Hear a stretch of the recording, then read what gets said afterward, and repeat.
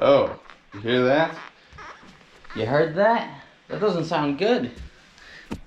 Yeah, that doesn't really sound that good, my friend. Yeah, basically what's going on there is we may have officially broken the Adidas Adios Pro 3's fiberglass plate. Now, how is that impacting the performance of the shoe? Let's talk about it. So before we get into the video, make sure you like the video, subscribe to the channel if you're already subscribed watching the content. Thanks so much, love you guys a lot. Make sure you follow me on Instagram and Strava for all sorts of other updates and things like that. So without further ado, let's begin. Specs for the shoe somewhere up here, and we're just gonna get right into our discussion of this shoe 200 plus miles in, with first just taking a look at what the outsoles of our shoes sort of look like at this point in time. We have a lot we need to discuss and a lot of concerning thoughts at this time, as you can see. So let's start with the right foot, just because that one seems to have the most significant looking damage from just this kind of perspective. As you can see, there's a lot of what appears to be like dirt, some mush, maybe some water all the way across the shoe. But overall, the Continental rubber is not in the worst shape I was expecting it to be in. It is still pretty bad, don't get me wrong. Like this area right here on the outer mid foot area of the shoe is starting to take a real beating. I've got some like debris and some like maybe some berry juice on the shoe. That's probably what's going on. But other things to note is that this foam on the outside of like the toe box area of the shoe is starting to get really munched into the point where you can start seeing a piece of the plate of the shoe just kind of hiding in there, just barely. So that's just a really interesting, neat find to discuss there. The heel, it's just kind of dirty, but it's in pretty good shape other than that. The yellow Continental rubber is in okay shape. It's just lost a lot of its grip. It's probably also lost the logo for the most part, so you wouldn't even have suspected that this was Continental rubber to begin with. So that's interesting with the right foot, but the performance isn't so bad at this stage of the game, at least in my opinion. Now, the left foot is where the damage is not nearly as visible to the eye as you guys have probably guessed. Like, that's what the shoe looks like. It just looks like sort of typical wear and tear at this point in the game. Again, we have just this wear on the foam on the outside area of the shoe right there. Nothing too crazy from that perspective. I've got a lot more like midfoot strike kind of wear in the foam here that's not really happening. Well, it is sort of happening actually on this side of the shoe as well, which I'm happy about because I don't typically get foam wear in this area of the shoe, right? So that's telling me that my form is a lot more consciously less like toe strikey and more of this like midfoot area kind of adjustment. It's not perfect where I need it to be like flat and I get this roll, but it's definitely more of like that kind of strike of this kind of nature, right?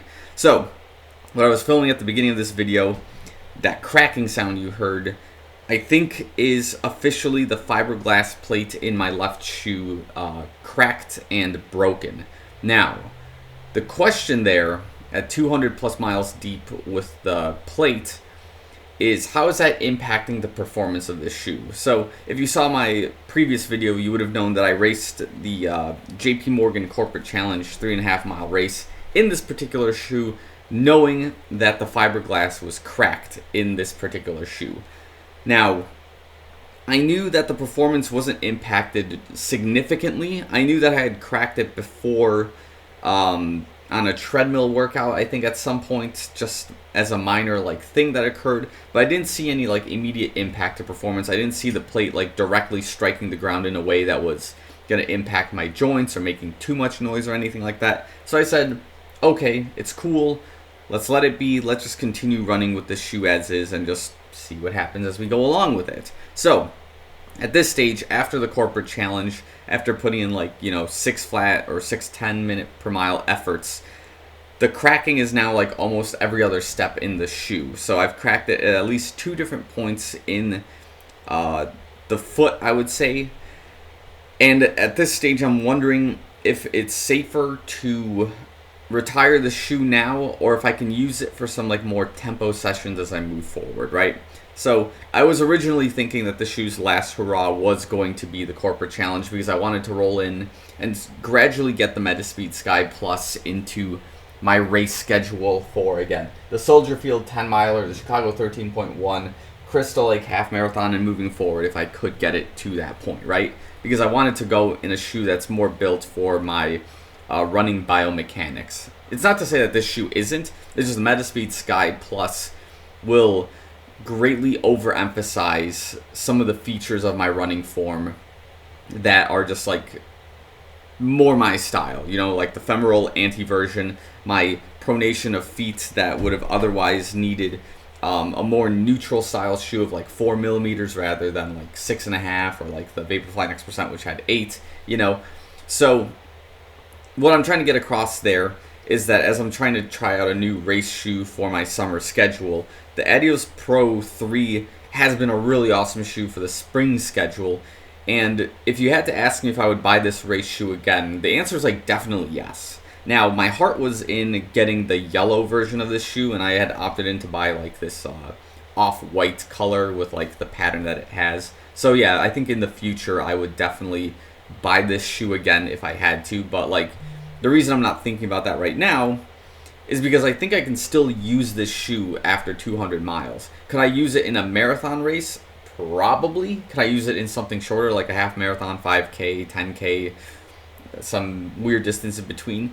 I think so, despite the plate being officially broken in this shoe. Now, the other things that are riding well with the shoe is that the upper doesn't have any sort of wear and tear on the outside, inside, anything of that nature. The foam seems to be in really good shape right now. The Continental rubber is holding up pretty well. So if you can get over the fact that the plate might be cracked at some points that are not, I guess, like operationally impactful to the shoe, I think you'll be okay. I think it's a good time, right? So I think it's like mostly cracked maybe at like the tips of the shoe. I can't like quite pinpoint exactly where. I was thinking it was somewhere in this area. So if it was like cracked like in the rods here, where the power output is like definitely going to be noticeable and you don't have that good roll, then I would definitely consider the retirement of this shoe. But I think at 200 miles, I'm going to still continue, you know, maybe attempting to race in this shoe. I will definitely use it for my like daily speed workouts if I have them.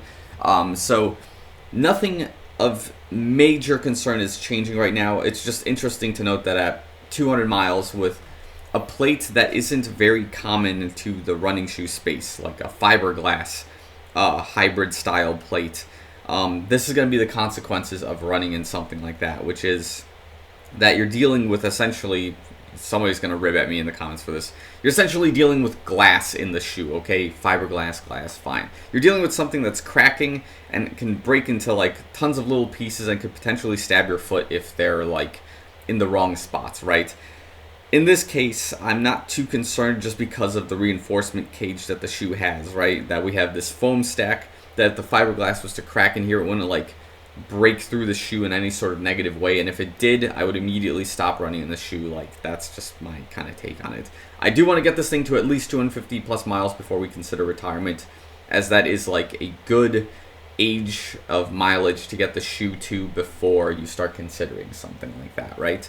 So if you agree or disagree with the assessment at this time, let me know in the comments below. But again, broken fiberglass plate, 200 plus miles. Where are we going to go with this shoe moving forward?